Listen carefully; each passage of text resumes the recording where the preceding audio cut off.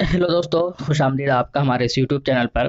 आइए बात करेंगे इस वीडियो के अंदर हम लोग तीन विधानसभा के बारे में।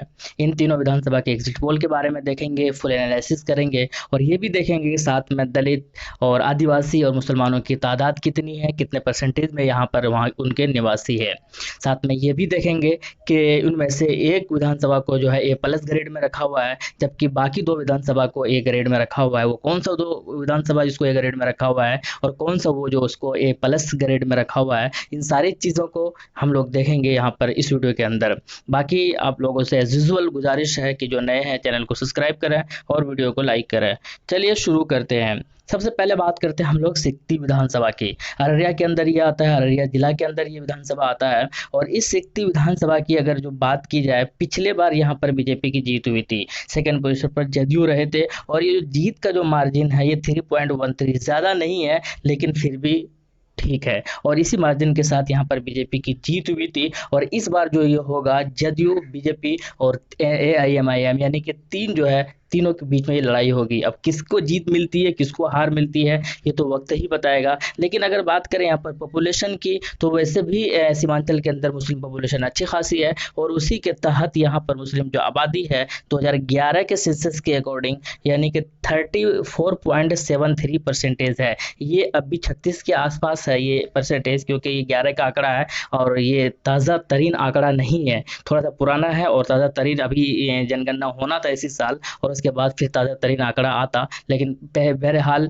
जो अपडेटेड नहीं है तो उसको हम लोग कंसिडर नहीं करते हैं। इसीलिए अगर बात की जाए तो लगभग 36 से 37% यहाँ पर मुस्लिम आबादी है। और अगर एससी की बात की जाए तो 16% यहाँ पर आबादी है। और एसटी की बात की जाए तो 0.1 या 0.54% यहाँ पर मुस्लिम आबादी आदिवासी की आबादी है। तो ये इस तरह की जो आबादी है, और यही आबादी जो है अगर ये सपोर्ट करते हैं सारे लोग मिलकर, जो कि गालिबन ये 50 के आसपास हो जाते हैं तीनों मिलाकर। और अगर ये तीनों मिला एक साथ सपोर्ट करते हैं तो एमआईएम की यहाँ पर जीत होगी, हो सकती है। और जदयू और बीजेपी की यहाँ पर करारी हार हो सकती है। ये एक प्रोबेबिलिटी है। और इसी विधानसभा को जो है ए प्लस ग्रेड के अंदर रखा हुआ है एमआईएम ने, यानी कि इसके ऊपर भी बहुत बारीकी से निगाह है एमआईएम की तरफ से। और उम्मीद यही है कि बहुत जल्दी जो है एमआईएम की जो वैसे तो सदस्यता अभियान चला हुआ है, लेकिन जो काम जो है बहुत तेजी के साथ हो रहा है। और उम्मीद यही है कि वहाँ के लोग सपोर्ट करेंगे तो ये शायद ये वाला विधानसभा जो जीत सकते हैं।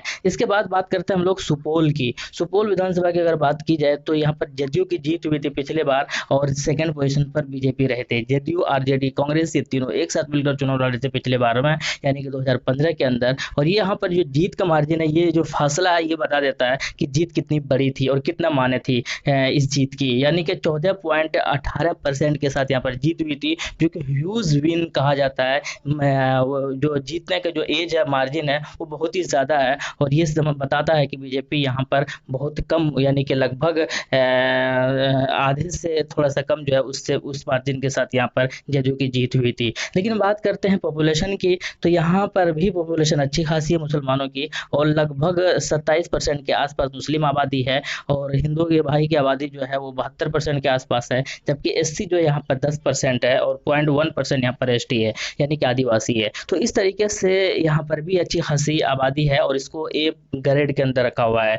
और उम्मीद यही है कि यहाँ के लोग अगर सपोर्ट करते हैं, क्योंकि अब जो है वो लड़ाई जो पहले क्या था कि महागठबंधन और एनडीए के बीच में लड़ाई थी, लेकिन अब जो है लड़ाई जो है त्रिकोणीय हो गई है। और आसान नहीं होगा किसी भी पार्टी के लिए कि आसानी के साथ कोई भी चीज़ जाए, ये अब संभव नहीं है। इसके अलावा बात करते हैं हम लोग सरसन विधानसभा की, जो कि सीतामढ़ी के अंदर आता है। और इसकी अगर बात की जाए तो पिछले बार यहाँ पर आरजेडी की जीत हुई थी, सेकंड पोजीशन पर इंडिपेंडेंट, फिर हम, और इस तरीके से सीपीआई। तो आप देख सकते हैं कि यहाँ पर सैयद अबू दोजाना साहब की जीत हुई। तो और ये जो जीत का मार्जिन है 8.11%, ये अच्छी खासी है। और ये बताता है कि आरजेडी का यहाँ पर पकड़ है। और वो पकड़ इसलिए है क्योंकि मुसलमानों की एक बड़ी तादाद में वोट जो है वो आरजेडी को जाता है और कांग्रेस को जाता है। और पिछले बार दोनों एक साथ थे, इस बार भी एक साथ है। लेकिन अब ये देखना होगा कि ये 23 से 24% जो मुसलमानों की आबादी है यहाँ पर और 9.7% जो एससी की आबादी है यहाँ पर, ये किसको पसंद करते हैं, इनके ही ऊपर है ये सारी चीज़ें। ये